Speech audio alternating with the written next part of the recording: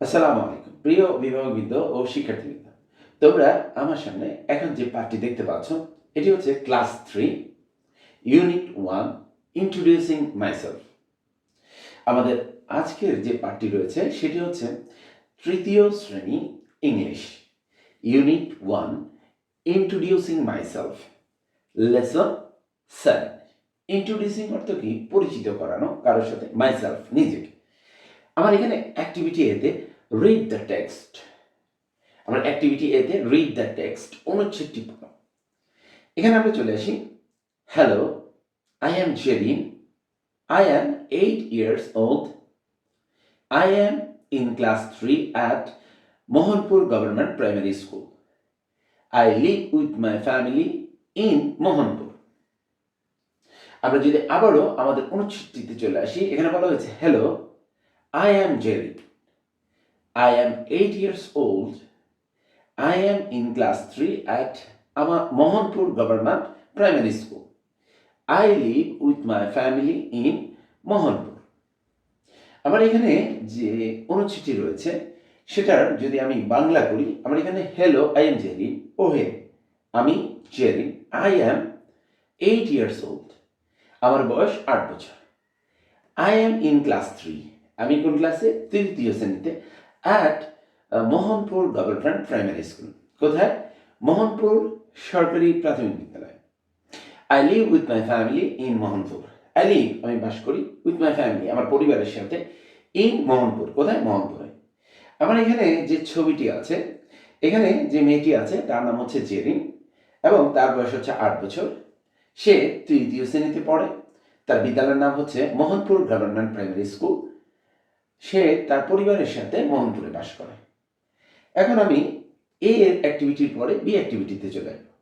এখানে বলা হয়েছে pair work, ask and answer the questions, look at the information in activity A. Activity বিতে বলা হয়েছে ask and answer the question, look at the information in activity B. Ask and answer, ask অর্থ জিজ্ঞাসা করা, and answer হচ্ছে উত্তর দাও, the questions প্রশ্নগুলো। Look at the information in activity A, activity এতে যে তথ্যগুলো আছে সেগুলোর দিকে লক্ষ্য করতে বলা হয়েছে। আমরা এখানে 1 নং প্রশ্নে what is the girl's name? 1. What is the girl's name? Question 1 আছে যে what is the girl's name, মেয়েটির নাম কি?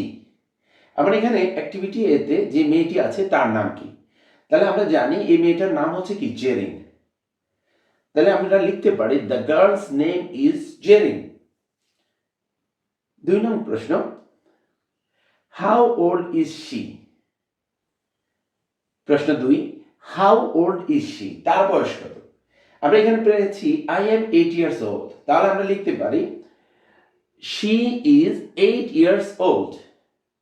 আমার এখানে 2 নম্বর প্রশ্নে হাউ ওল্ড ইজ শি, তার বয়স কত? তাহলে তার বয়স হচ্ছে কত বছর? 8 বছর। তাহলে আমি লিখতে পারি শি ইজ 8 years old। 3 নম্বর প্রশ্ন, হোয়ার ডাজ শি লিভ? 3 নম্বর প্রশ্ন, হোয়ার ডাজ শি লিভ? 3 নম্বর প্রশ্ন, হোয়ার অর্থ কোথায়, ডাজ শি লিভ সে বাস করে। আবার আসি আমরা এখানে 3 নম্বর প্রশ্নে, হোয়ার ডাজ শি লিভ সে কোথায় বাস করে? আমরা এখানে আমরা যদি চলে আসি, এখানে বলা হয়েছে সে বাস করে কি? Mohanpur. I live with my family in Mohanpur. তাহলে আমরা এটাকে যদি সাজিয়ে লিখি, এখানে প্রশ্নটা ছিল হোয়ার ডাজ শি লিভ, সে কোথায় বাস করে? তাহলে আমরা লিখতে পারি শি লিভস ইন মোহনপুর। আমরা এখানে লিখতে পারি শি লিভস, এখানে কর্তা থার্ড পারসন সিঙ্গুলার, শি দ্বারা একজনকে বোঝাচ্ছে, তাই ভার্বের শেষে আমার এস যুক্ত হয়েছে। তাহলে আমি বলতে পারি শি লিভস, সে বাস করে, ইন মোহনপুর।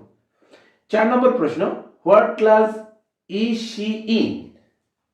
4 নম্বর প্রশ্ন, হোয়াট ক্লাস কোন ক্লাস, ইজ শি ইন সে কোন ক্লাসে?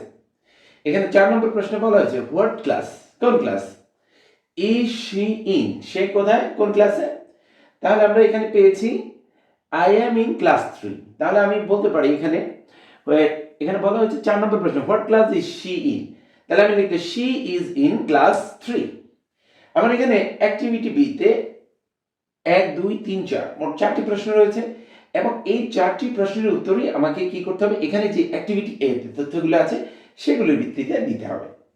এরপরে আমরা অ্যাক্টিভিটি সি তে চলে আসি। অ্যাক্টিভিটি সি তে বলা হয়েছে complete the table with the information of Zerin from activity A. আমরা সি তে বলা হয়েছে কমপ্লিট দ্য টেবিল। হ্যাঁ, কমপ্লিট অর্থ কি, সম্পূর্ণ করো, the table with the information অর্থ তথ্য দিয়ে, with the information of Zerin from activity এ।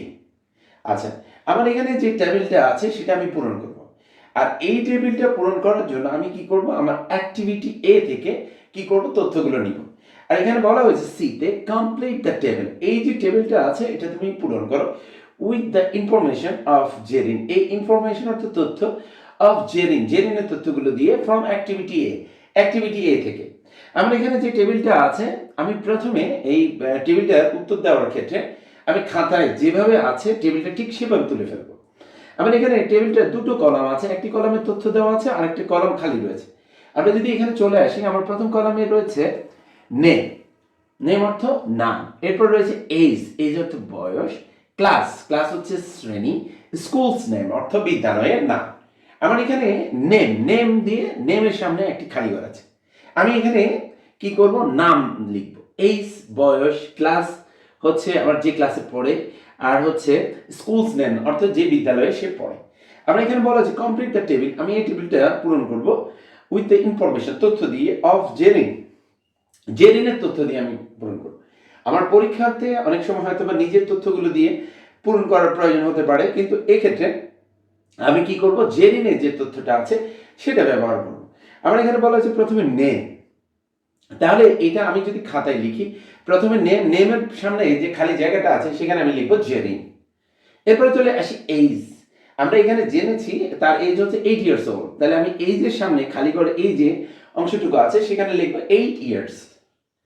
এরপর আছে ক্লাস, ক্লাস হচ্ছে শ্রেণী, আমার এখানে ক্লাসের সামনে যে খালি জায়গাটুকু আছে সেখানে আমি কি করব, শ্রেণী, কোন ক্লাসে পড়ে এখানে লিখবো 3। এরপরে চলে আসি, আমরা আছে স্কুলস নেম, স্কুলস নেম অর্থ কি, বিদ্যালয়ের নাম। তাহলে জেরিন যে বিদ্যালয়ে পড়ে এটা হচ্ছে, জেরিন পড়ে মোহনপুর গভর্নমেন্ট প্রাইমারি স্কুল, তাহলে আমি স্কুলস নেম যে খালি জায়গাটুকু আছে সেখানে আমি লিখবো মোহনপুর গভর্নমেন্ট প্রাইমারি স্কুল। প্রিয় শিক্ষার্থীরা, আমরা যদি একটু লক্ষ্য করি, আমাদের আজকের যে পার্টটি ছিল এটা ইউনিট 1 এর লেসন 7, আর এখানে রয়েছে ইন্ট্রোডিউসিং মাইসেলফ অর্থ কি, নিজেকে পরিচিত করানো। আচ্ছা, এখানে প্রথমে অ্যাক্টিভিটি এ তে যদি আমরা চলে আসি, এখানে আছে রিড দ্য টেক্সট, আমার এখানে একটা ছবি আছে, ছবির পাশে একটা অনুচ্ছেদ আছে। এখন এই ছবিটা আমি আলোকে যে তথ্যগুলো আছে সেগুলো আমি পড়ে দেখব।